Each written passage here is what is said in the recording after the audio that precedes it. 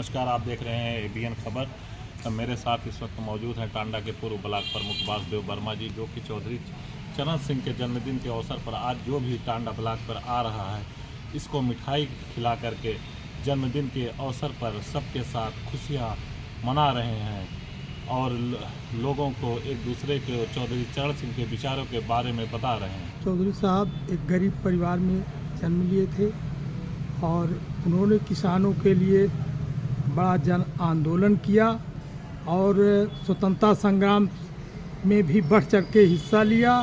तमाम बार उनकी गिरफ्तारियां भी हुई, जेल भी गए और रिहा होने के बाद पुनः किसानों के बीच में आंदोलन करके उनकी समस्याओं को लेकर लड़ने का काम किया। गाजियाबाद महापालिका के चेयरमैन भी हुए और उस समय नगर पालिका के अंदर जो गांव से किसान अपनी गाड़ी पर लाद के सामान बेचने के लिए ले जाता था, उस पर टैक्स लगता था। चौधरी साहब ने उस टैक्स को माफ़ कर दिया और पुनः कृषि के लिए तमाम नए कानून बनाए। यहाँ तक कि उनको पंजाब प्रदेश के मुख्यमंत्री उस समय सर छोटू राम जी थे, जिन्होंने इनके जो बनाए हुए कानून को अपने यहाँ मंगा करके उसको लागू किया। इनकी किताब में इन्होंने जो लिखा था किताब, उसको उन्होंने वहाँ लागू किया। हमारे यहाँ हमारे देश में वो व्यवस्थाएं नहीं लागू की गई क्योंकि कांग्रेस इनका विरोध करती थी, इनके नीतियों का विरोध करती थी। चौधरी साहब गोविंद बल्लभ पंत मुख्यमंत्री थे उत्तर प्रदेश के, उनके समय में राजस्व मंत्री बनाए गए थे और उन्होंने उनको पूरा अधिकार दिया था कि आप कृषि के बारे में, किसानों के बारे में जो भी कार्य कर सकते हो, जो सुविधाएं दे सकते हो, जो नियम बना सकते हो वो बना सकते हैं, आपको पूरी खुली छूट है। उसी समय चौधरी साहब ने चकबंदी कानून का जो है मसौदा तैयार किया और उसको जो है उसे सरकार में देने का काम किया, सरकार उस पर अमल करे। लेकिन आगे चल कर के कांग्रेस सरकार ने उनका विरोध किया। बाद में यह लागू हुआ, जमींदारी उन्मूलन प्रथा बाद में लागू हुआ। चौधरी साहब बराबर प्रयास करते रहे। फिर उन्होंने और भी नियम बनाए, जैसे नहरों पर पहले बैलगाड़ियां नहीं चलती थी, लेकिन चौधरी साहब ने उनको छूट दिया कि किसानों की बैलगाड़ियां नहरों से होकर जा सकती हैं, क्योंकि उनके खेत जो है वो दूर दूर तक हैं। और नहरों के किनारे, सड़कों के किनारे जो वृक्ष लगाए थे, फलदार वृक्ष लगाए गए थे, चौधरी साहब का जो है उस समय मानना था कि जो फल प्राप्त होते हैं उससे, वृक्षों से, वो उसका खेत का मालिक किसान जो है, जिसको नुकसान पहुंचाता है, उससे उसका फल वो खाएगा, उसका हकदार किसान होगा। और इसी प्रकार से कृषि में उन्होंने आमूल चूल परिवर्तन किया। यहाँ तक कि जाति प्रथा पर भी उन्होंने कुठाराघात किया। उसमें अपनी राय व्यक्त किया कि जातिवाद देश के लिए एक शर्मनाक विषय है और हमको जातिवाद से उठ करके काम करना चाहिए, तभी देश की तरक्की होगी, देश की भलाई है, जब तक लोग जातिवाद से ऊपर काम नहीं करेंगे। दलित अनुसूचित वर्ग के लिए उन्होंने बहुत कार्य किए। उनको जिन जमीनों पर उनकी छान छप्पर या कोई चीज़ हुआ रहा करती थी मौके पर, उसका अधिकार उन्होंने उन लोगों को दे दिया, दलितों को दिया। अपना रसोइया भी दलित परिवार का ही रखा था। चौधरी साहब ने दलितों के लिए बहुत बड़ा काम किया। उनकी किताबें उन्होंने लिख रखी है जो समाज परिवर्तन के लिए, कृषि के बारे में।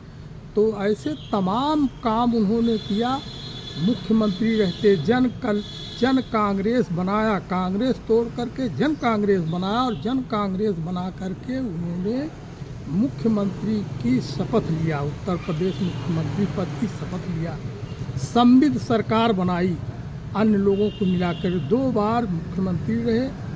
फिर उसी दौरान क्रांति दल का निर्माण किया, जो आगे करके लोकदल के नाम से विख्यात हुआ और आज तक उसी के नाम से पार्टियां चल रही, जो किसी किसान कामगार नाम का ट्रस्ट बनाया और उससे किसानों की भलाई के लिए उस ट्रस्ट से कार्य होते रहते हैं आज भी। तो ये चौधरी साहब की ही देन थी, उन्होंने ही इसका मतलब जो है पूरे देश में लागू करना चाहते थे। कृषि के बारे में, कृषि जो ये है चकबंदी प्रक्रिया, जमींदारी उन्मूलन प्रथा पूरे देश में लागू करना चाहते थे, उनका उद्देश्य था, ये उनके स्वप्न थे। लेकिन चौधरी साहब अल्प समय के लिए ही प्रधानमंत्री बन सके, इसलिए अन्य कोई काम नहीं किया। लेकिन उनके पीरियड में सूखा पड़ा तो उन्होंने काम के बदले अनाज एक योजना बनाई, जो पूरे देश में सड़कों का जाल बिछाने का काम किया और उससे लोगों को रोजी रोटी प्राप्त हो सके। चौधरी साहब का कहना था कि देश का विकास तभी का रास्ता खेत और खलिहानों से होकर गुजरता है। गांव की तरक्की होगी तो देश की तरक्की होगी, क्योंकि गांव का जो किसान मजदूर गांव में बसने वाला जो आदमी है, उसकी जेब में पैसा होगा तो बाजार में खरीदारी करेगा, तो बाजार में कारोबार करने वाले लोगों की भी तरक्की होगी, उनकी आमदनी होगी। ये उनका फार्मूला था। और किसानों से कहते थे कि अगर तुम्हारे पास 3 बेटे हों तो एक को खेती में लगाना, बकिया 2 लोगों को कारोबार में भेज देना, चाहे वो जूता साफ करे, चाहे पंचर का बनाने का काम करे, लेकिन उनको खेती में मत लगाना, क्योंकि खेती में बोझ बढ़ने से आमदनी कम होगी। वो बाहर का पैसा कमाएगा, घर पर देगा तो उससे घर की तरक्की होगी। ये विचार चौधरी साहब के थे। इसीलिए चौधरी साहब को लोगों ने किसानों का मसीहा घोषित किया और आज तक वो किसानों के मसीहा के रूप में जाने जाते थे। वो तो गृह मंत्री भी हुए, वित्त मंत्री भी हुए केंद्रीय गवर्नमेंट में। उनको जब भी अवसर मिला तो उन्होंने सुधार करने का ही काम किया।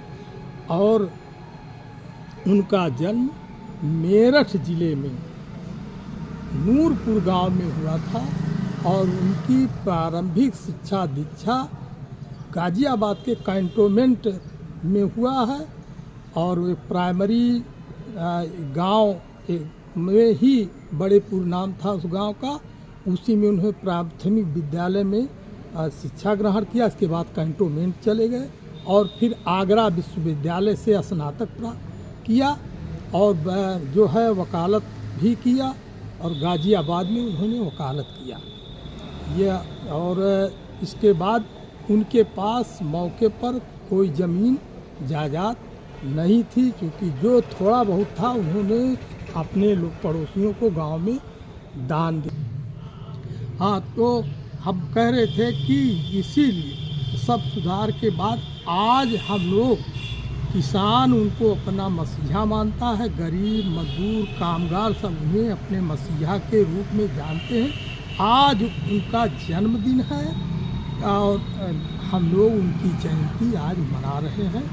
लोगों के बीच में सभी लोग इकट्ठा होकर के उनके जन्मदिन पर उनको याद कर रहे हैं। उनके विचारों को लोगों तक पहुंचाने का संकल्प लिया जाता है। और मैं इसी कड़ी में जो है ये मांग करता हूँ कि हमारे ज़िले में यानी मुख्यमंत्री से मैंने एक पत्र लिखा है कि हमारे ज़िले अम्बेडकर नगर में उनकी एक आदमकद प्रतिमा लगाई जाए, उनके नाम का एक पार्क विकसित किया जाए जहाँ पर लोग आ जा सकें।